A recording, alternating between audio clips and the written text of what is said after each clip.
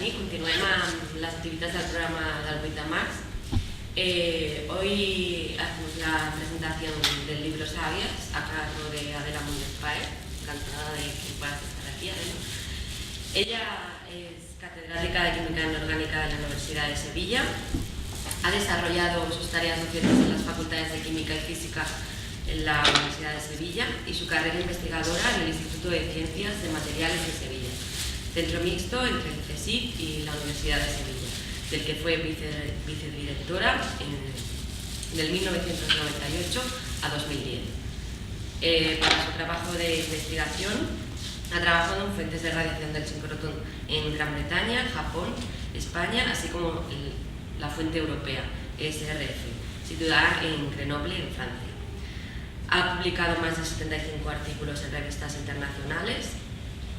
También ha dirigido varias tesis doctorales y proyectos de investigación y ha formado parte de numerosos comités de evaluación científica nacionales e internacionales, como la Comisión Nacional de Evaluación de Actividad Investigadora, CNAI, la Fuente Europea de Radiación Sincrotrón, SRF, o la Instalación Europea Láser de Electrones Libres. Ha realizado también estancias de investigación en las universidades de Eindhoven, en Holanda, Oxford y Osaka, y en centros de investigación de Mar de la Plata, en Argentina, Lausanne, Suiza y de la Fuente Europea. En los últimos años realiza tareas de divulgación científica y ha publicado más de 100 artículos de prensa escrita y digital e impartido más de 80 conferencias, en las que se ha ocupado fundamentalmente de las mujeres científicas. Ella es una experta en investigación sobre mujeres científicas a lo largo de la historia. En 2015 le fue concedido el Premio Meridiana del Instituto de la Mujer de la Junta de Andalucía por su trayectoria personal y profesional. Y desde febrero de 2016 interpreta a Marie Curie en una obra teatral dirigida al alumnado de primaria y secundaria que, como nos contaba anteriormente, fue un gran éxito y crítica por el que le concedieron el Premio Equitat de la Universitat Oberta de Cataluña en mayo de 2017. También es presidenta del Nodo Andaluz de la Asociación de Mujeres Investigadoras y Tecnólogas y además forma parte de la Alianza por la Solidaridad. Desarrolla proyectos de cooperación de ayuda a mujeres en el Mediterráneo y Latinoamérica. Tiene un hijo y una hija, es aficionada a la ópera y entusiasta usuaria de la bicicleta. Tiene una página web desde el año 2008 que se llama hipatia.es, donde recoge su actividad de divulgación científica. Además, es autora de los ensayos y biografías como La cicuta al polonio, La buena muerte, Marie Curie, Antoine Lavoisier, Sabias y Sabias en la Segunda República. Y bueno, para nosotros es un honor que haya aceptado estar hoy aquí con nosotras. Yo como persona de ciencias, pues encantada. Y bueno, luego cuando ella acabe de explicar, si queréis preguntarle, pues hacemos también debate. Gracias. Pues muchas gracias por la presentación, también por la invitación. Estoy encantada de estar en una ciudad feminista donde me han recibido con estos preciosos marcapáginas que ni en la editorial hasta ahora me habían hecho. Y bueno, pues vengo a hablar de Sabias, que ha sido mi afición, mi hobby durante los últimos 25 años. El libro salió publicado hace un año, el libro de Sabias, y ha coincidido con el boom, con un enorme interés por las mujeres científicas en toda España, particularmente, con lo cual, bueno, pues tengo muchas ocasiones de hablar de estas mujeres fascinantes que en general no suelen defraudar, porque eran unas personas inteligentes, pero también con una gran inteligencia emocional para sortear todos los escollos, que eran muchos y de muy diversos tipos. Y bueno, pues nada, estoy aquí encantada de compartir algunas de las anécdotas y de las vidas de estas mujeres. Pero antes de entrar en esa materia, voy a hacer una pequeña introducción, porque aunque son muchas más de las que conocemos, en general hay muchísimas menos científicas que científicos, y pensadoras y filósofas. Entonces, quiero hacer unas cuantas observaciones sobre los principales escollos que las mujeres se encontraron, no solamente cuando querían hacer una carrera científica, sino cuando querían dedicarse al conocimiento, bueno, y prácticamente a ejercer prácticamente cualquier profesión que no fuera cuidar de su familia. Bueno, hay los llamados hombres sabios, en algunos aspectos eran bastante necios porque le negaban a las mujeres la capacidad para pensar y para crear. Y el hecho de que no hubiera contribuciones significativas de las mujeres, vamos a ver ahora a las prohibiciones a las que se enfrentaron, ha sido usado a lo largo de la historia como argumento de que las mujeres tenían una inteligencia y una capacidad creativa menor que las de los hombres. Bueno, uno de ellos es, por ejemplo, Schopenhauer. Hay muchos estudios que se recogen en este libro, que fue publicado en el año 1992, creo, no tuvo mayor repercusión. Yo lo he conseguido ahora a través de una web de libros de segunda mano que se llama Cabellos largos e ideas cortas, y hace referencia al dicho de Schopenhauer de que las mujeres éramos unos animales de ideas cortas y cabellos largos. Bueno, él decía que las mujeres son y serán las nulidades cabales e incurables. No debería haber en el mundo más que mujeres de clase inferior aplicadas a los quehaceres domésticos. Luego también tenemos a Nietzsche, que decía que no había nada más extraño a la mujer que la verdad. Nada les es más odioso. Su gran arte es la mentira, su gran preocupación, la apariencia y la belleza. Bueno, que esto lo dijeran hombres vulgares, pues no llamaría mucho la atención, pero estos dos pasaban por ser hombres inteligentes. Yo creo que en algunos aspectos eran bastante necios. Y bueno, quizás la raíz de todos estos dichos y de toda esta negación de la capacidad de las mujeres como seres pensantes viene desde Aristóteles, que decía que la hembra es como si fuera un macho estéril. En realidad, la hembra es hembra por su incapacidad para producir semen, debido a su naturaleza fría. Bueno, las mujeres en la época de Aristóteles, las mujeres griegas, ni siquiera tenían capacidad para moverse libremente dentro de sus casas, tenían que estar recluidas en el gineceo, y si había invitados, pues no podían, por ejemplo, ir a las zonas comunes como comedores. En Grecia, por ejemplo, algunas mujeres excepcionales, que las hubo también, como era el caso de Aspasia de Mileto, llegaron a ser calificadas como hetairas, que eran como unas prostitutas de alto nivel. Y Aristóteles, según dicen, un enorme filósofo, científico, pensador, no le puedo perdonar que negara que las mujeres, al ser seres húmedos y fríos, no tuviéramos capacidad para pensar, porque el resto de nuestra civilización se ha construido en una gran parte sobre el pensamiento de Aristóteles, y como herencia nos dejó a las mujeres esta consideración de que no podíamos ser seres pensantes. Bueno, esto es la raíz, pero luego hemos tenido otros impedimentos. En casi todos los grandes cambios sociales las mujeres han tenido inicialmente unos papeles protagonistas, pero cuando los cambios se han asentado, las mujeres han sido expulsadas. Uno de los casos fue el del cristianismo. En las comunidades cristianas primeras, en los 2-3 primeros siglos, las mujeres tenían papeles protagonistas, no había una división de tareas como la hubo luego, no estaba instituido el celibato. Pero en el momento que el cristianismo dejó de ser una religión perseguida por el edicto de Constantino dictado en el año 313, y de facto pasó de ser una religión perseguida a ser la religión oficial del imperio, las mujeres fueron perdiendo autoridad. Aún así, en los primeros siglos, hasta el siglo VII u VIII, hubo bastantes monjas, abadesas de los conventos, que tuvieron muchísimo poder y también mucho acceso al conocimiento, porque durante la Edad Media el conocimiento estuvo refugiado fundamentalmente en los conventos. Y hubo mujeres de una clase alta que tenían acceso a todo ese conocimiento. También las fueron echando de las bibliotecas de los conventos porque en la Estela, una de las últimas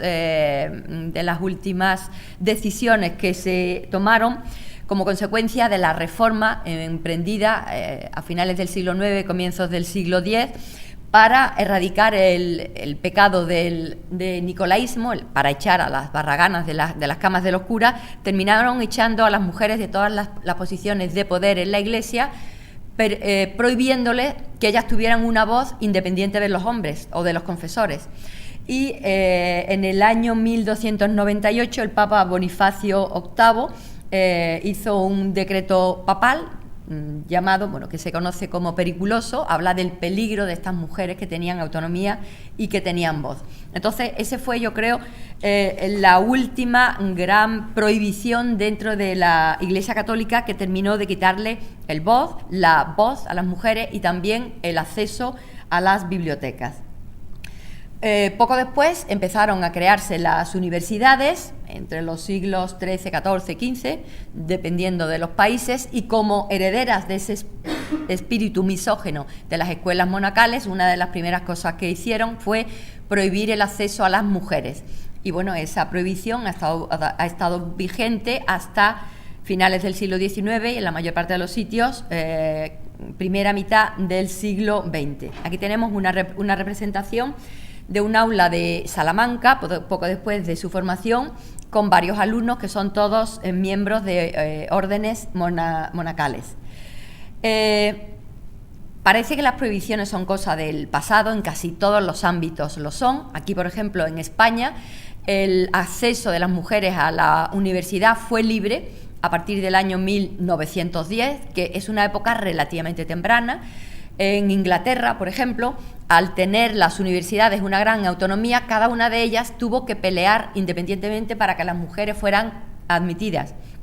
Y hay algo que poca gente sabe, que las más prestigiosas, en concreto la de Oxford y la de Cambridge, tuvieron restricciones, en concreto la de Cambridge, al porcentaje de títulos que se podían conceder a las mujeres hasta los años 70. Y en los años 30, 40, 50... tenían vetado el acceso a muchísimas instalaciones. En Oxford, por ejemplo, y en Cambridge, lo que empezaron es, en la periferia de esas universidades, a construir colegios femeninos donde las mujeres podían tener clases aunque no pudieran tener el título. Y, por ejemplo, yo estuve trabajando hace 5 veranos en Oxford y solía comer en el College Somerville, donde hoy día pues hay alojados alumnos y alumnas. Y una de las cosas, estuve visitando ese college porque Mary Somerville fue una científica escocesa del siglo XIX, y también ese college fue en el que estudió una de las científicas de las que hablo en Sabias. Y entonces estuve visitándolo y me enseñaron pues objetos personales de Dorothy Hodgkin, de esta cristalógrafa inglesa. Y uno de los datos que me dieron, que me pareció llamativo, es que este college, al ser femenino, no era demasiado rico, tenía una biblioteca con 280.000 volúmenes. Entonces yo pregunté, ¿es normal que un college pequeño tenga tantísimos volúmenes? Y me explicaron, dicen, no, es que hasta hace relativamente poco tiempo las mujeres no podían ir a la gran biblioteca Bodleian de Oxford. Entonces se hizo una duplicación en el college, y aquí venían todas las alumnas de la Universidad de Oxford, a las cuales les estaba vedado el acceso a la biblioteca por el hecho de ser mujer, hasta bien entrado el siglo XX. Parecería, como digo, que todas esas prohibiciones serán cosa del pasado. Aquí tenemos un cuadro alegórico a la fundación del Colegio de España en Bolonia, una institución muy prestigiosa donde todavía se expiden títulos y se hacen tesis de ciencias y de derecho. Y pues quería resaltar que el último BOE que estuve mirando, el que se refiere a los cursos 2016-2017, hay una convocatoria de becas para ir a este Colegio de España en Bolonia, y uno de los requisitos imprescindibles, como ven aquí, es que hay que ser varón, hispano. Este colegio está hecho cuando España y Portugal estaban en el mismo reino. Entonces se pide que sea una condición, que sea de buena conducta y que sea varón. Y esto es una convocatoria pública, porque estas becas son públicas, a las cuales solamente pueden optar varones. Yo espero que esto sea solucionado. Esto es relativamente anecdótico porque afecta a pocas personas, pero por ejemplo en el año 2010 en Sevilla hubo una reclamación de una profesora de Derecho que optaba a una cátedra, y uno de los méritos preferentes de uno de sus rivales era una tesis doctoral en el Colegio de España en Bolonia. Entonces ella alegaba que como era mujer no podía tener ese mérito y que por tanto pedía que se le sacara fuera o que no se contara en el currículum de su contrincante. Finalmente tampoco consiguió que le hicieran caso.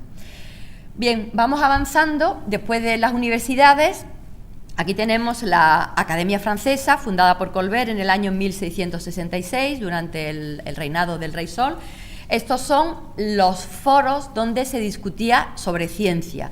Unos foros pues más abiertos y más dinámicos que las universidades, que en una gran parte estaban en manos de la Iglesia y no tenían todas las disciplinas científicas con la importancia y con la profundidad que se requería. Pues bien, una de las primeras normas que estas academias adoptaron fue prohibir el acceso a las mujeres.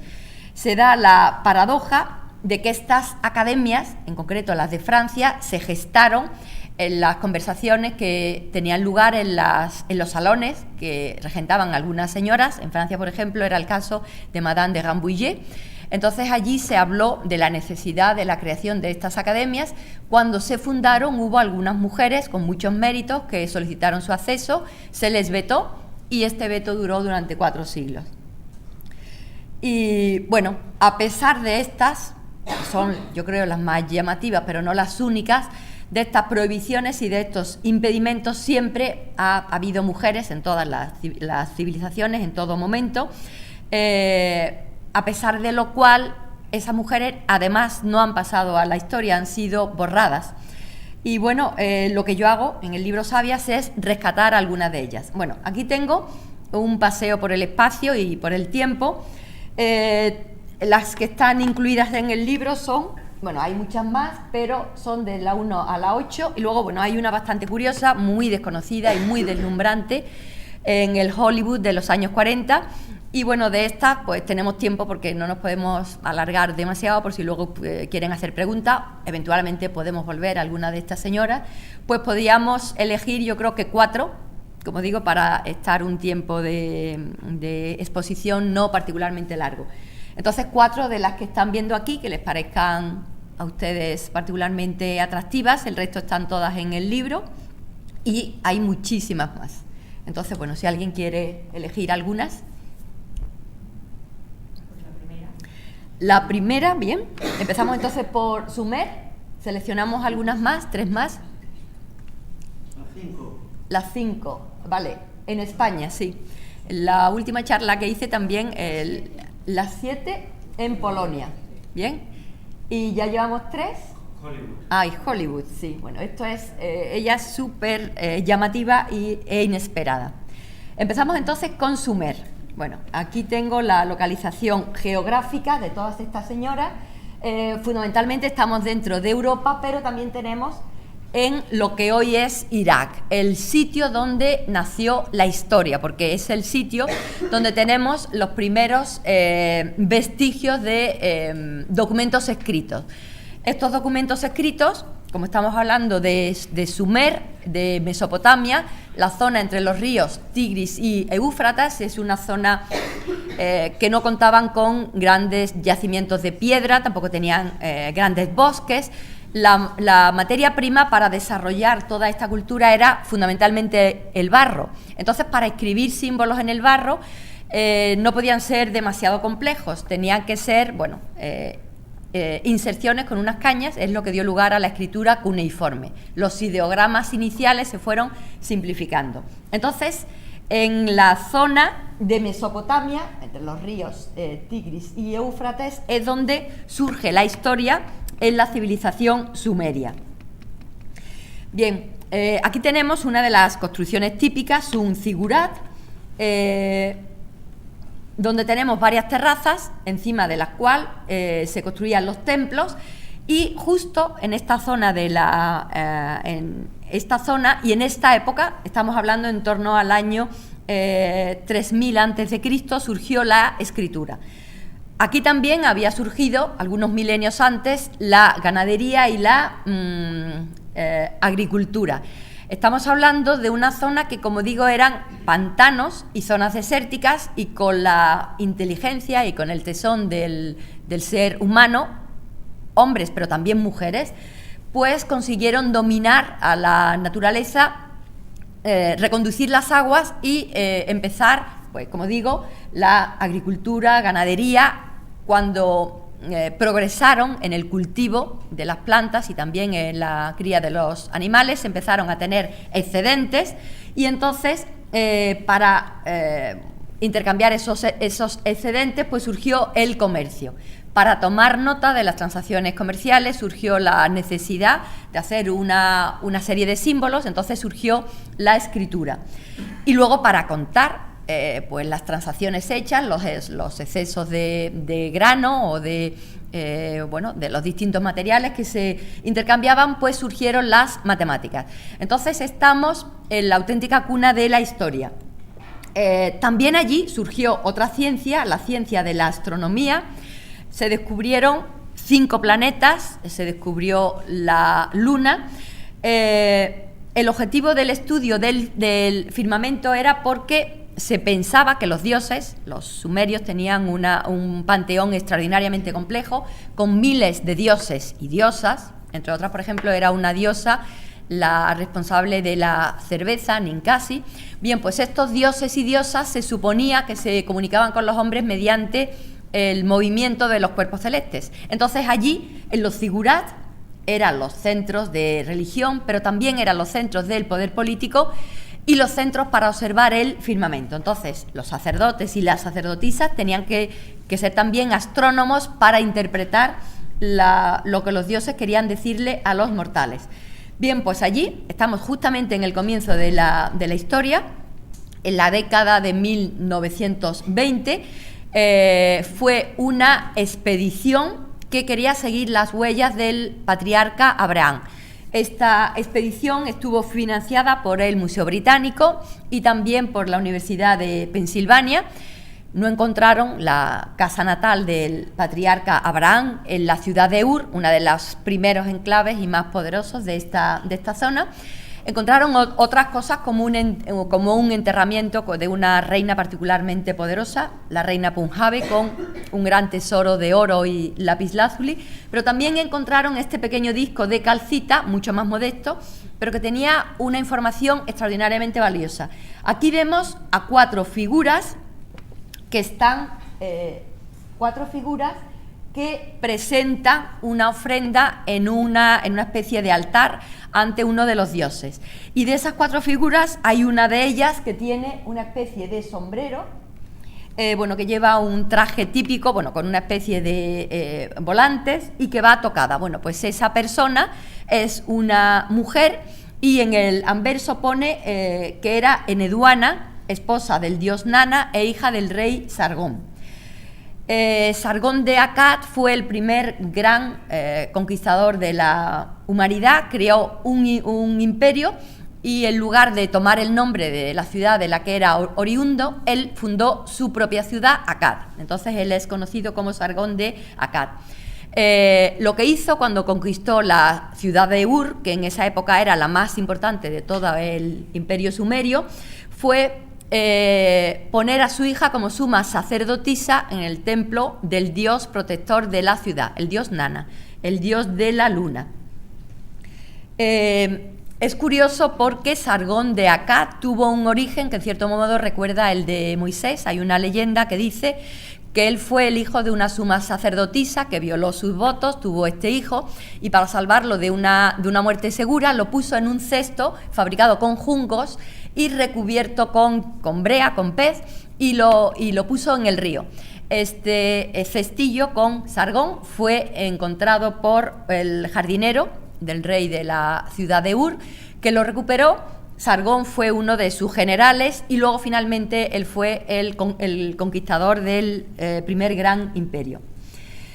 Bien, pues Eneduana, aparte de ser la suma sacerdotisa durante el reinado de cuatro emperadores, su padre Sargón, 2 de sus hermanos y uno de sus sobrinos, es la primera persona que tiene una obra poética con autoría conocida. Estamos hablando de varios siglos antes de que Hammurabi, el rey babilonio, escribiera su famoso código, el que se conserva hoy en el Louvre, creo, no sé si en el Louvre o en el Británico, mucho antes de que los patriarcas escribieran la Biblia y también muchísimo antes de que Homero escribiera la Ilíada y la Odisea. Hasta ahora creo que hay traducidos ya 5 poemas completos dedicados a la hija de Nana, a la diosa Inanna. Y aquí tenemos la firma con la que Eneduana se identificaba. En esta firma se indica que es la diosa, la sacerdotisa al servicio o en el templo del dios Nana. De todas formas, como digo, ella tenía una relación particular con la diosa Inanna, que vamos a ver que era una diosa también especialmente singular. Eneduana, como digo, sobrevivió a su padre y a tres emperadores más. Como suma sacerdotisa, era también astrónoma, tenía conocimiento de los planetas, de la luna. Luego también tenía conocimiento de los cultivos. Como digo, los templos eran los centros de poder y de gestión de todos estos cultivos. Y el objetivo de sus conocimientos astronómicos era para ser intermediaria con los dioses. Creo que hace unos meses he leído que se ha completado el primer diccionario del idioma de los sumerios, y hay una página web de la Universidad de Oxford donde pueden leerse las versiones inglesas de los poemas escritos por Eneduana. Como digo, es la primera persona que tiene una obra cuya autoría está identificada sin ninguna duda. Estamos hablando de 2300 años antes de Cristo.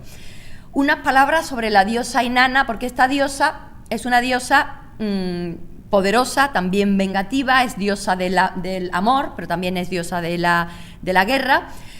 Aquí tenemos una representación curiosa donde tenemos a la diosa con los símbolos de poder, que son este gorro con estos cuernos que hay aquí, y aquí una de las personas que la están adorando. Este símbolo que se ve en esta parte de aquí es una especie de sol con varios otros pequeñas esferitas. Entonces, sobre la base de ese y otras inscripciones similares, se habla de que los sumerios ya intuyeron un sistema donde el sol estaba en el centro del universo. Esta diosa Inanna se metamorfosea y surge, es la Ishtar de Babilonia, la Astarte asiria, la Isis egipcia, y luego ya cuando llegamos a Grecia ya tenemos 2 diosas, Afrodita, la diosa del amor, y Atenea, la diosa de la justicia y de la guerra. Bueno, después de la religión sumeria y luego de las religiones politeístas, no volvemos a ver en los panteones unas mujeres tan poderosas como esta diosa Inanna. En concreto, en las 3 religiones del libro, los judíos, los musulmanes y los cristianos, no hay ninguna mujer con un poder comparable. Son unas religiones monoteístas donde el Dios único es hombre. Ahora vamos a dar entonces un salto, vamos a pasar hemos dicho que la siguiente iba a ser España. Bueno, España estamos aquí, hemos dejado de 2300 años antes de Cristo, damos un gran salto en el espacio, pero también en el tiempo, y nos vamos al reinado de la reina Isabel la Católica. Es relativamente poco conocido, pero yo creo que es una de las facetas más deslumbrantes, que esta reina fue una reina renacentista que cultivó muchísimos saberes y que dio mucha relevancia a las personas por su conocimiento. Inicialmente, en su reinado, por ejemplo, se suspendieron los impuestos a los libros que estaban empezando entonces a imprimirse. Creo que se llamaba el almoharizazgo y la alcábala, que eran una especie de impuestos en las transacciones comerciales. Pues bien, en la primera parte del reinado de los reyes católicos, para facilitar que el conocimiento entrara libremente en la península ibérica, se suprimieron los impuestos que los libros habían de pagar. Ella tenía una gran biblioteca, y en su reino en su corte había personas, que no todos eran cristianos viejos, había personas de origen judío o practicantes de la religión judía, también había moriscos, y luego también había mujeres, siempre que estas mujeres fueran lo suficientemente brillantes. La más conocida, la conocida universalmente, es esta que tenemos aquí, que es Beatriz Galindo la Latina, que da nombre al barrio madrileño donde estableció unos conventos y también centro de estudio de los clásicos que ella fundó cuando se retiró de la corte. Pues bien, Beatriz Galindo fue la preceptora de latín de las infantas castellanas, también del infante Juan. No hubo distinciones en la formación que las infantas y el infante recibían. Y luego también fue preceptora de la propia reina, que estudió ya a una edad bastante avanzada hasta dominar el latín para poder tener acceso a toda la información. Y las infantas castellanas, incluida por ejemplo Catalina de Aragón, eran las infantas más cultivadas y más sabias, porque eran las que habían recibido una mejor instrucción de toda Europa. Hay una cosa que también es muy desconocida respecto a Catalina de Aragón. Catalina de Aragón reinó felizmente sobre los súbditos ingleses durante más de 20 años. Su marido, cuando ascendió al trono, tenía solo 17 años y ella fue su consejera y su esposa querida, y fue, como digo, durante muchísimos años, prácticamente hasta su muerte, incluso después de haber sido repudiada, la auténtica soberana de los ingleses. Tenía un gran conocimiento del latín, una gran formación, dominó perfectamente el idioma inglés y luego también tenía muchos conocimientos de historia, economía, comercio, y fue, como digo, la consejera y la gobernanta en la sombra durante los 20 primeros años del reinado de Enrique VIII. Aparte de Isabel Galindo, hay otras mujeres muchísimo menos conocidas, como es el caso de Juana Contreras, de Luisa Medrano, Francisca Nebrija, la hija de Antonio Nebrija, que sustituyó a su padre al frente de la cátedra de lengua en la Universidad de Alcalá.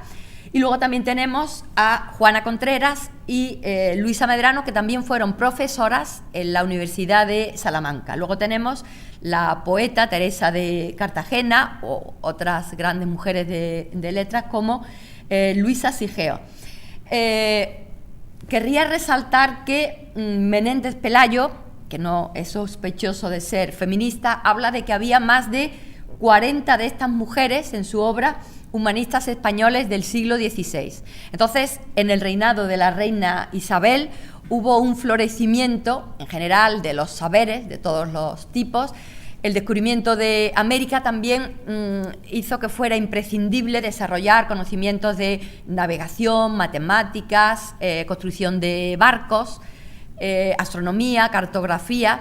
Entonces, la necesidad para gobernar y para estos grandes viajes oceánicos hizo que avanzaran también durante los reinados siguientes ya otras ciencias.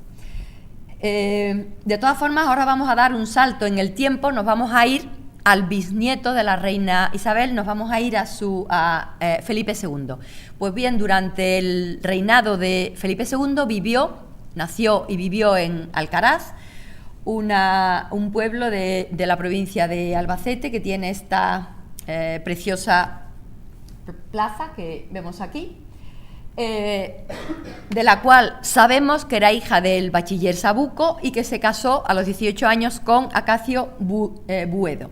Un poco después publicó La nueva filosofía de la naturaleza del hombre, no conocida ni alcanzada de los grandes filósofos antiguos, la cual mejora la vida y la salud humana. Aquí tenemos la portada de esta obra. A ver. La portada de esta obra, impresa por Pedro Madrigal en el 1587.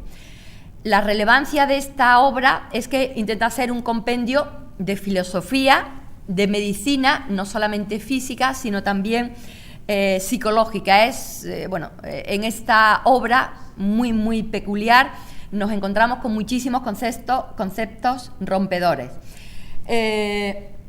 Quiero resaltar que Oliva hizo una dedicatoria especial al rey Felipe II, su señor, con estos términos: una humilde sierva y vasalla, hincadas las rodillas en ausencia, pues no puede, en presencia osa hablar.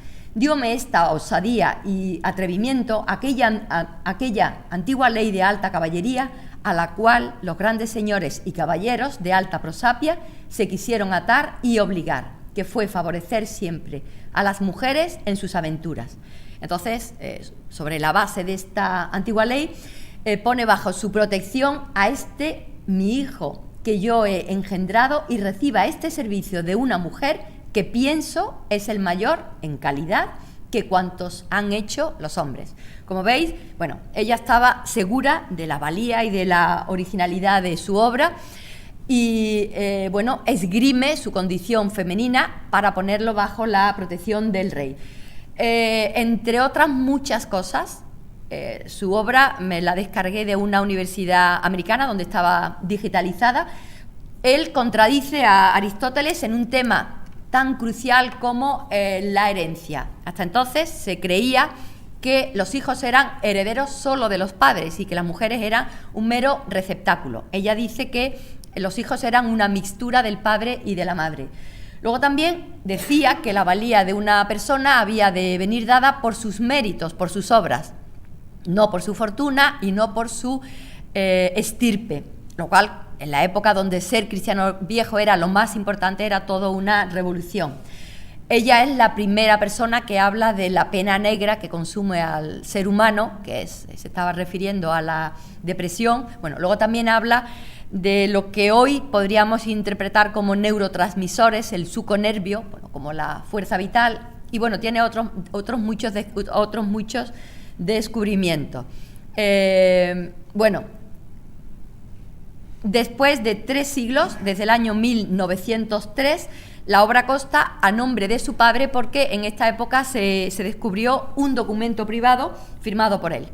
Entonces, bueno, el hecho de que esta obra, que fue por supuesto sometida al expurgo del tribunal que había de decir si era o no apta a la revisión por el alto tribunal de la Inquisición, bueno, todos los trámites pasados, todas estas formalidades, pues con un documento privado le fueron contradichos y hoy figura en la Biblioteca Nacional adscrita al bachiller Sabuco. Hay muchos estudios hechos sobre ella. Hay personas que dicen que en realidad una mujer no pudo hacer esta obra. Bueno, se le atribuyen a otro pensador de la época, que era Pedro Abril. Esto está completamente descartado, aunque este pensador tenía una gran altura filosófica, pero por ejemplo Pedro Abril seguía completamente a Aristóteles en lo de la concepción. Él no hablaba de una mixtura, él hablaba de que los hijos eran herederos de los padres. Bueno, hay muchísimo debate. Yo zanjo este debate y digo que si hubo en esta época un hombre con una sensibilidad tal para hablar de todas estas cosas, para no referirse nunca de una forma crítica o peyorativa a las mujeres, pues si este hombre existió en esa época, debería haber sido mujer. Vamos a dar entonces ahora un salto y hemos quedado que pasamos Francia y nos vamos a ir a Polonia. Estamos a finales del siglo, en el último tercio del siglo XIX. Polonia no existe como tal país, sino que está dividido entre Austria, Rusia y Prusia. Pues bien, Varsovia estaba bajo el dominio ruso en el 1867, cuando nace en esta ciudad una niña, María Sklodowska, que es la hija pequeña de una familia intelectual, donde el padre era profesor de física y director de un liceo, y la madre era la directora del pensionado más famoso de señoritas de Varsovia.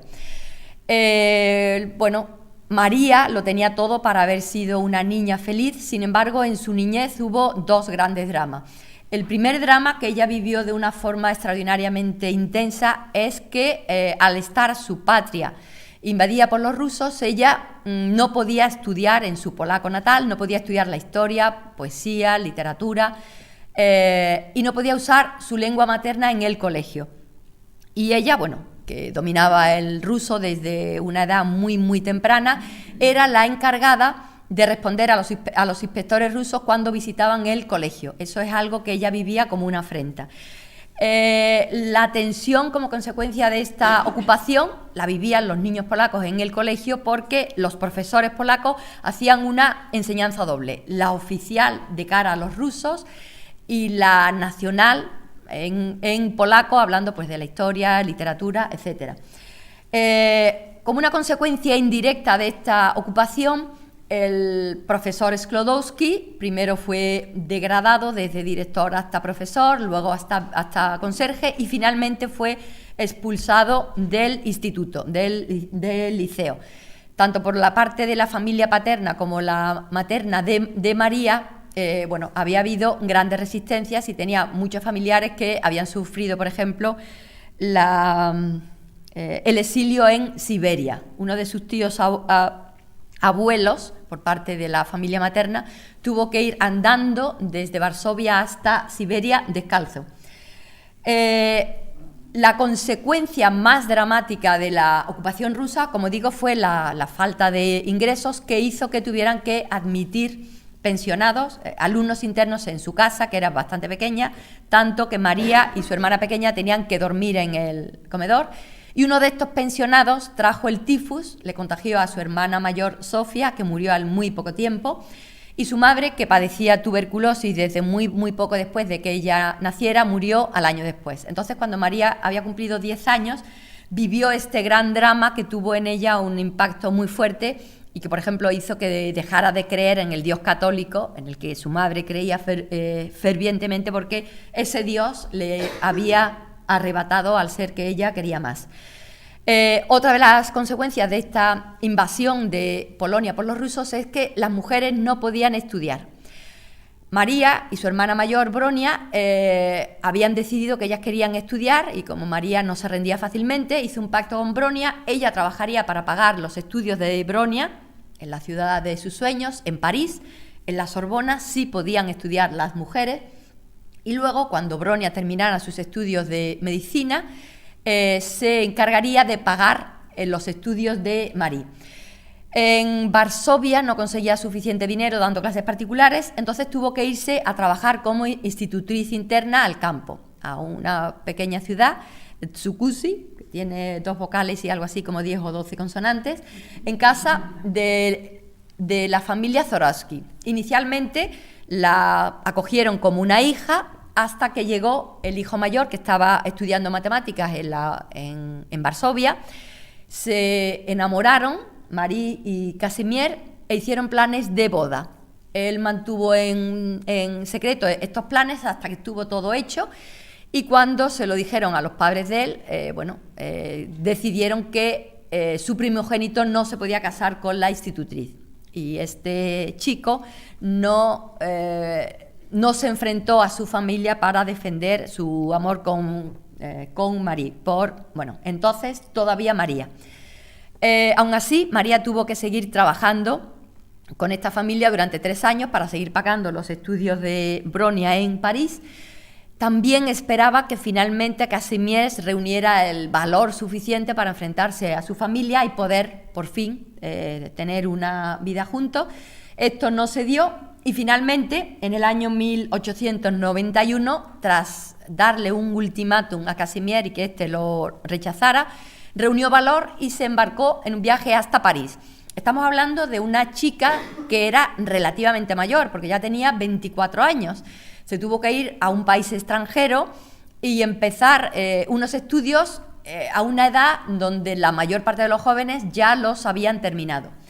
Bueno, ella reunió, como digo, fuerzas, estudió inicialmente física, después matemáticas y tuvo tan buenas notas que le dieron una beca rusa, que estuvo a punto de no aceptar por el hecho de ser rusa, para estudiar las propiedades magnéticas de los aceros. Con el magnetismo llegó hasta Pierre Curie, que era la persona que más sabía en el mundo sobre este tema, y se casaron un año después de haberse conocido. En esta foto, es una de las más conocidas, están ellos con las bicicletas que se compraron con el dinero que le regalaron por su boda y en esas bicicletas hicieron el viaje de novios por l'Île-de-France.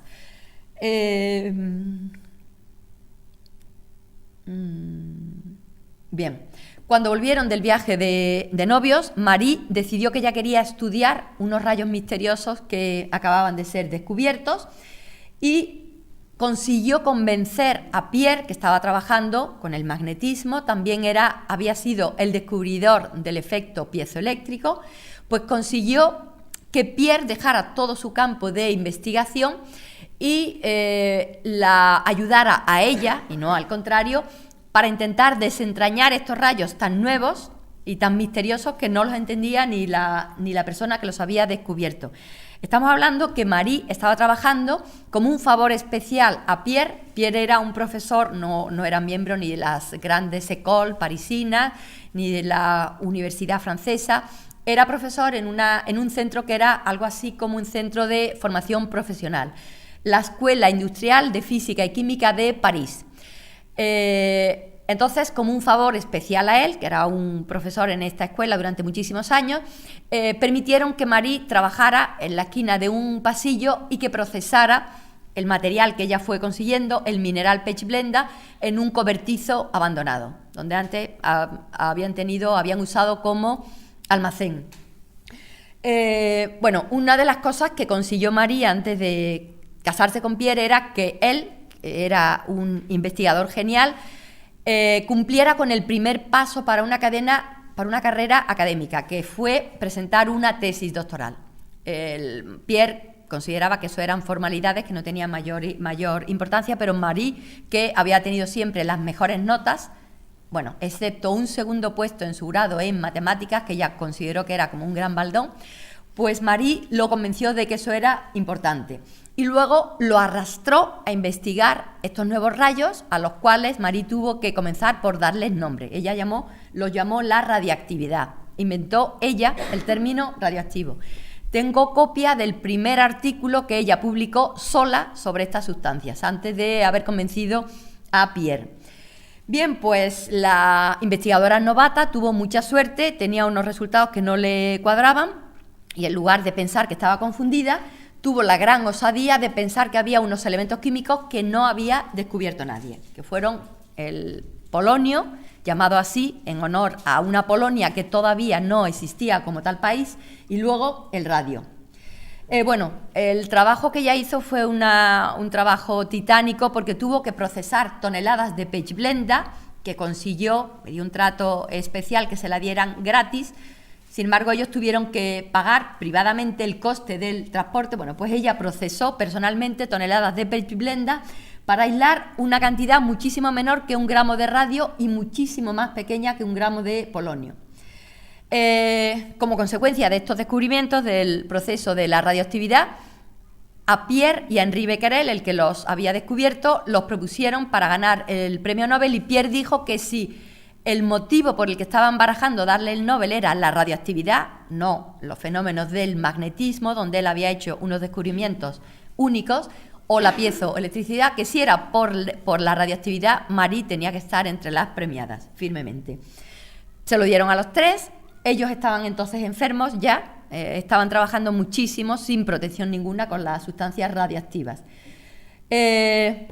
Bueno, tuvieron... Inicialmente, poco después de su boda, tuvieron a su hija Irene, luego tuvieron otra hija más, y antes de que esta segunda hija cumpliera los 2 años, Pierre sufrió un accidente y murió en el acto. Un accidente, fue atropellado por un carro. A Marie le ofrecieron convertirse en la viuda del gran hombre, y ella dijo que no, que ella era joven, fuerte, y que ella quería seguir trabajando para mantener a sus 2 hijas y para seguir con la tarea científica de Pierre. Aquí está una foto. Ella tiene 35 o 36 años, poco después de que hubiera muerto Pierre. Bueno, pasaron los años. Marie fue víctima de una depresión feroz. Prácticamente por ejemplo, no podía nadie decir en su presencia el nombre de Pierre, y tenía una relación con sus hijas de amor-odio, porque eran, particularmente Irene, el vivo retrato de su padre, que no estaba ya.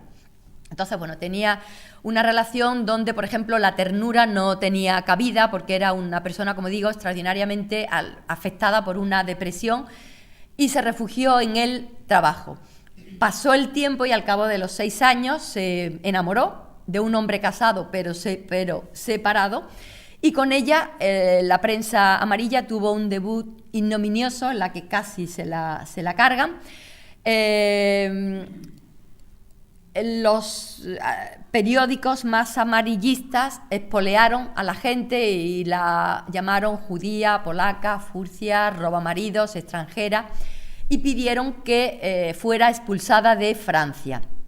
Hubo gente que rodeó su casa, apedreó sus ventanas, ella tuvo que huir, refugiarse en casa de unos amigos. Ese amigo era nada más y nada menos que el director de la prestigiosa École Normale de París, y este señor fue amenazado con perder su cargo si no echaba a esa mujer. Bueno, finalmente no la echó y Marie terminó refugiándose en Inglaterra con un nombre falso. Paul Langevin, el amante de Marie, se vio forzado a retar a un periodista que llegó a insinuar que la muerte de Pierre pudo no haber sido un accidente, sino un suicidio, porque ya conociera de esta relación, o incluso algo peor. En medio de esta turbamulta le comunicaron que había ganado un segundo premio Nobel, pero luego le dijeron que no era conveniente que lo recogiera. Ella decidió ir, acompañada por su hija, pero después colapsó físicamente. Estuvo ingresada con una grave infección renal, hizo testamento, dispuso quién se había de ocupar de sus hijas, del instituto, del radio. Finalmente logró recuperarse, pero con una salud muy, muy quebrantada. Pasó el tiempo, en Francia no le perdonaron ese desliz, pero no. Cuando la Primera Guerra Mundial comenzó, ella decidió colaborar con la ciencia, con su país de adopción, Francia, y la forma que ella ideó fue usando los rayos X, no la radioactividad, sino los rayos X, para llevar en unas camionetas que eran conocidas en su honor como Pequeñas Curie, al frente rayos X portátiles para localizar las balas en los soldados franceses. Entre ellas, su hija Irene y todas las chicas que ellas enseñaron, hicieron más de 1 millón de radiografías.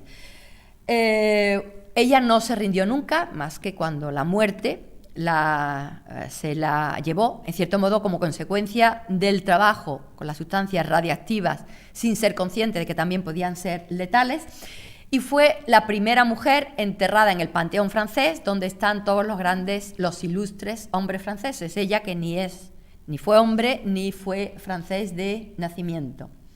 Bueno, dejamos las cristalógrafas inglesas y ahora ya nos vamos a la Viena.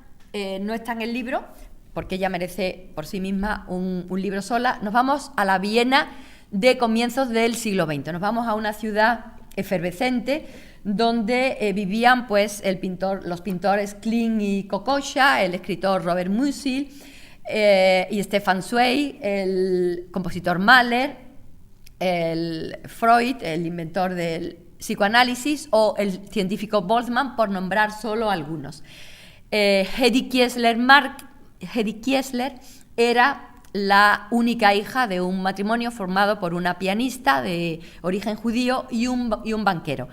Desde muy, muy niña ella tenía mostró unas dotes extraordinariamente, una mente particularmente brillante y una gran curiosidad por entender cómo funcionaban las cosas. Pero por otro lado, ella soñó desde que era niña con ser actriz. Entonces, bueno, ella hacía representaciones, funciones siempre. Su padre le estimuló esta curiosidad hasta que ella decidió irse hasta Berlín para rodar a las órdenes de Max Reinhardt, el famoso director alemán. Allí rodó 4 películas hasta que logró tener un cierto protagonismo, a raíz del cual fue contratada para rodar en Hungría la película Éxtasis. Esta película, rodada en el año 1933, causó un gran revuelo porque en ella tuvo lugar el primer desnudo integral femenino y luego también la primera simulación de un orgasmo. Esto se hizo cuando ella tenía solo 17 años, había ido sola porque ella se consideraba independiente, no tenía ningún adulto que supervisara estas escenas. Por ejemplo, cuando le pidieron rodar desnuda, era de noche, la cámara estaba muy lejos y ella insistió en que no quería que se le viera.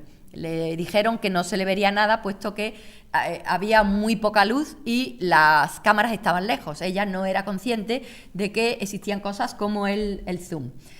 Esta película tuvo tantísima fama que consiguió una condena por el mismo Papa, creo que era Pío XII. Bueno, en todos los sitios donde se fue estrenando, pues fue causando mucho escándalo. A ella le dio una fama cuando tenía solo 17 años, particularmente escandalosa, de la que no se libraría prácticamente hasta el final de su vida. También la dio a conocer a un pretendiente de mucha mayor edad, Friedrich Mendel, que era el tercer hombre más rico de Austria, que estaba dedicado a construir armas. Entre sus clientes estaban los ejércitos de Mussolini y de Hitler. Este señor, Friedrich Mendel, la cortejó hasta que ella aceptó casarse con él, y en el momento en que fue su mujer, intentó secuestrar todas las copias de Éxtasis, cosa que no consiguió, gastó cantidades ingentes de dinero, pero siempre había alguien haciendo copias y enriqueciéndose, vendiéndoselas a Mendel. Le prohibió, por supuesto, seguir rodando y la tuvo 4 años prácticamente secuestrada.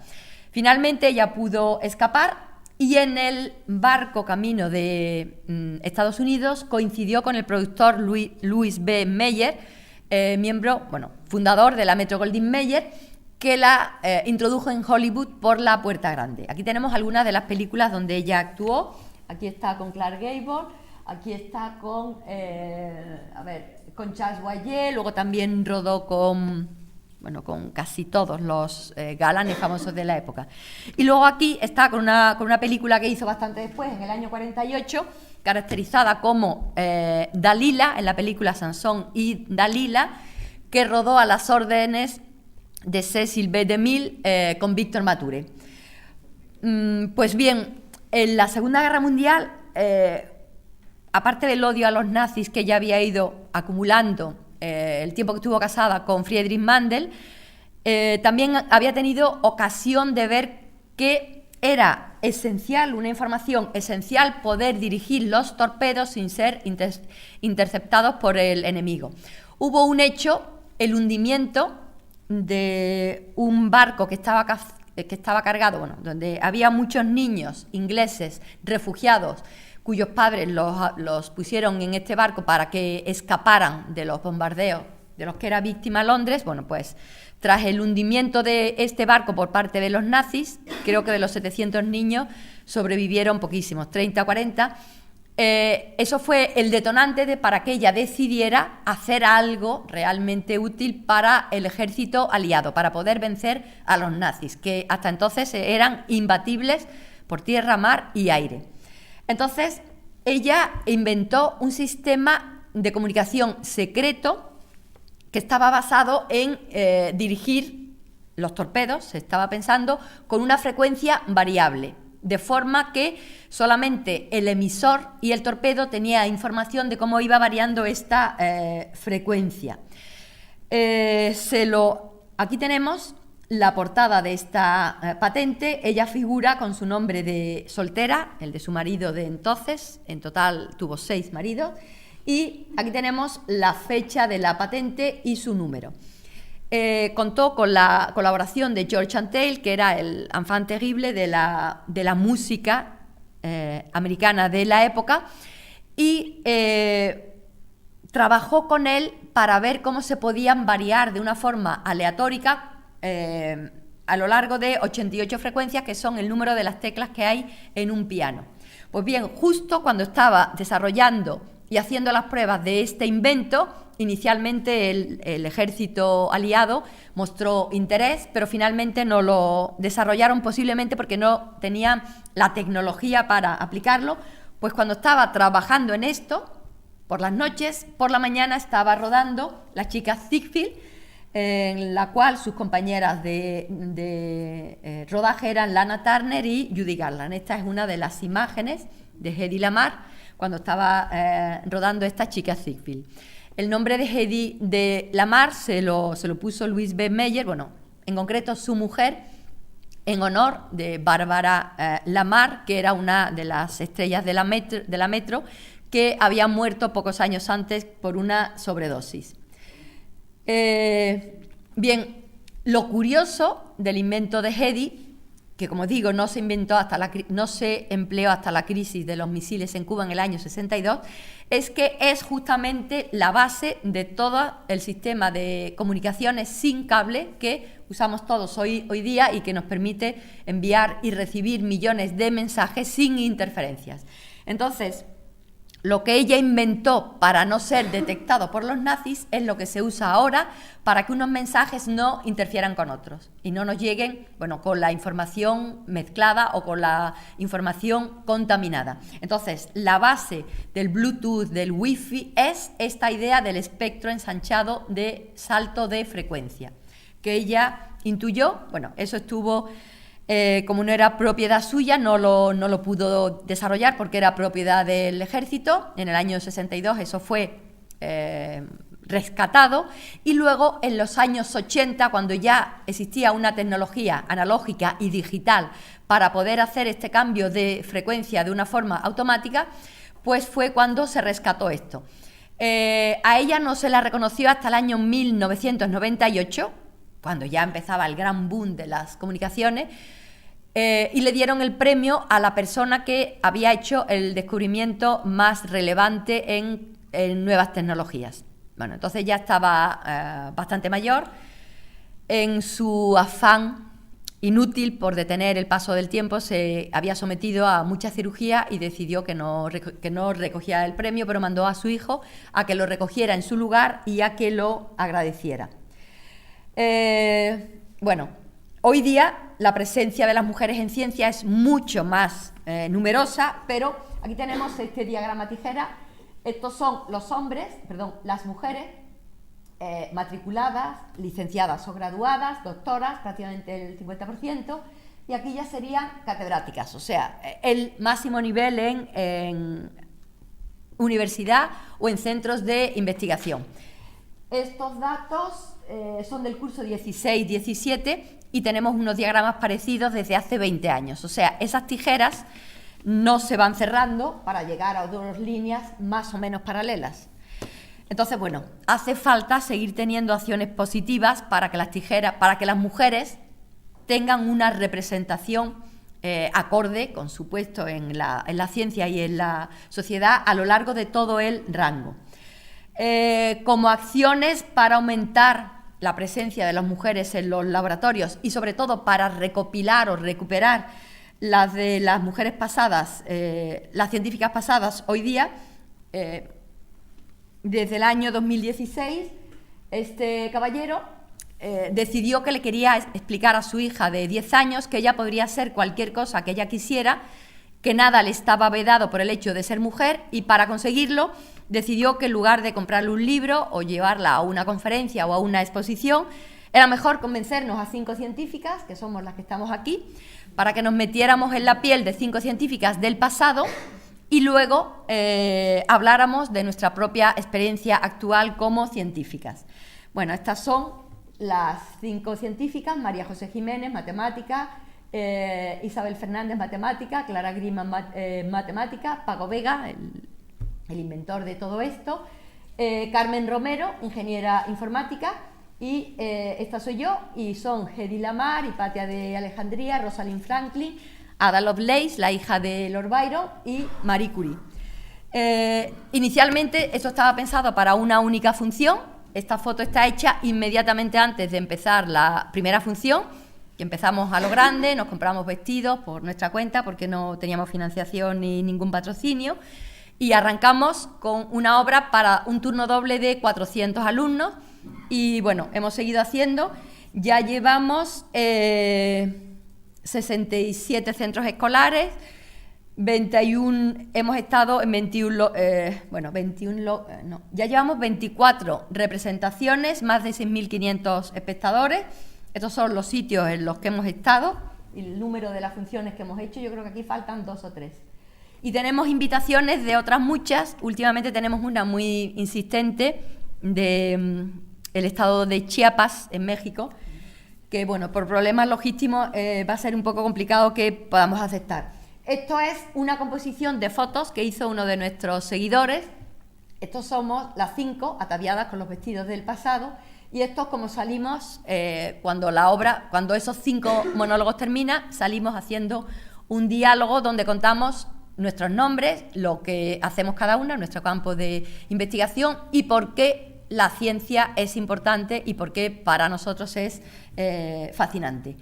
Y bueno, esto es todo lo que quería decirles. Muchísimas gracias por su atención.